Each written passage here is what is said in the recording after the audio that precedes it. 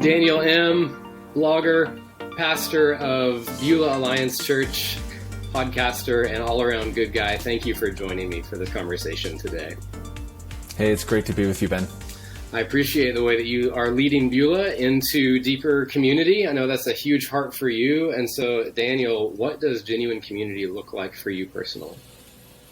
Yeah, I mean, over this past year, we've been trying to figure that out, especially with the pandemic and all that, right? So obviously, Acts 2, 42 to 47 is huge in regards to, hey, where are we heading toward? But to try to make that tangible and realistic for our congregation, we've been using these words to gather, grow, give, and go together. So we've actually adopted those as what we call our practices that we're just trying to make regular, normal language in and around so that people understand, hey, as a follower of Christ, we gather, grow, give, and go. To grow as a follower of Christ, we gather, grow, give, and go. But we actually hitch the word together onto each and every one of us, one of them to emphasize the importance of community and to give a picture as to, so we got to do this together. Yeah. I love that. And what an interesting season to be promoting togetherness. One of the things that I write about in the Field Guide for Genuine Community is just the yearning that COVID has brought into a lot of Christian worlds. And you're in Alberta, I'm in Texas. Mm-hmm. We opened up a little bit before you did, a lot before you did. And so how have you seen some of that yearning in your people, maybe who didn't even know they wanted community? How has that yearning grown? Yeah, there's a little bit of the tension of, man, I'm becoming more and more aware of how much I need other people. But then the gap is also growing too, in the sense of, but how, right? How do I do that? And then there's that whole notion of social awkwardness and the sense of, can I go into your home? Can we do this? Do I even remember how to do that? So for us, especially on the yearning side of it, it's just in my preaching, I'm always talking about the fact that, hey, we got to do this together. We need to live this out together.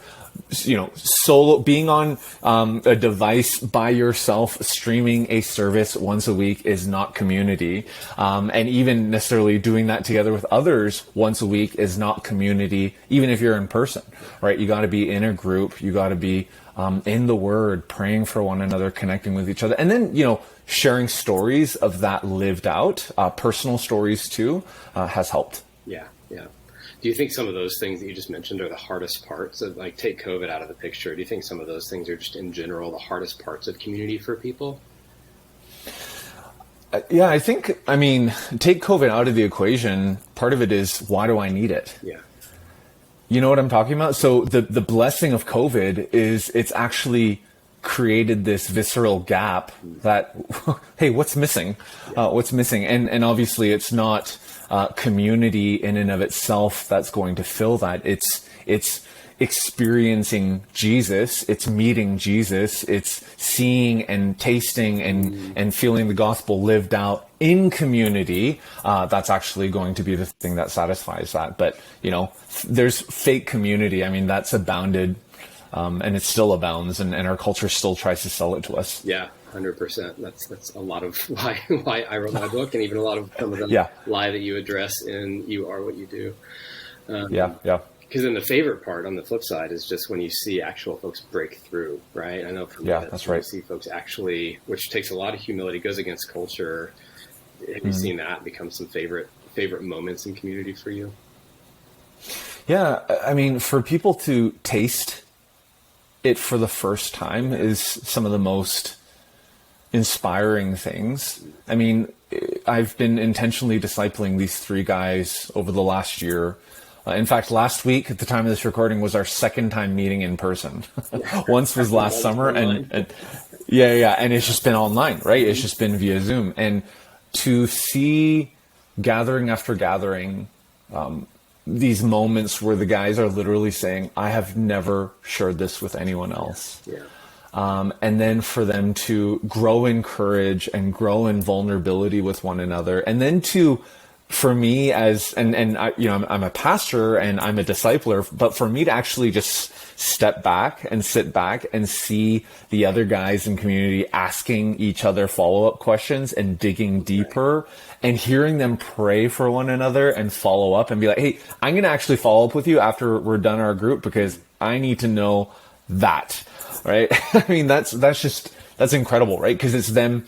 It's one thing to preach it, and it's another thing for them to desire it and long for it and to want it themselves. Yeah. And speaking of desiring and longing, last question. I know Edmonton is back and forth COVID restrictions wise. What is your desire? What is your longing for your own community and for the global church as we come out of COVID, whatever and whenever that happens? Yeah.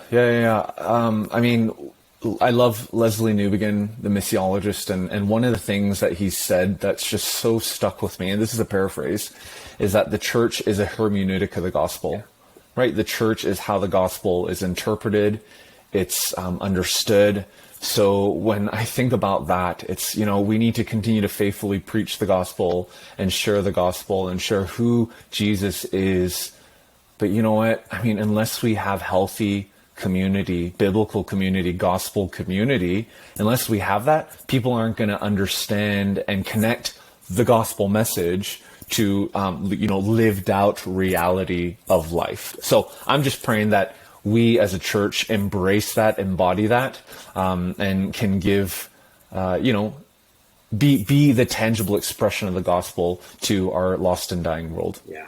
Well, I will join you in praying for that, especially as you continue to transition to the lead pastor role of Beulah Alliance. Mm-hmm. For anyone else who yearns for the same thing, a lot of what Daniel just said is exactly why we wrote a field guide for genuine community to help answer that yearning and help folks go from theory and theology into some practical, tangible steps. So, Daniel, thank you so much for the time today. Thank you for your own writing.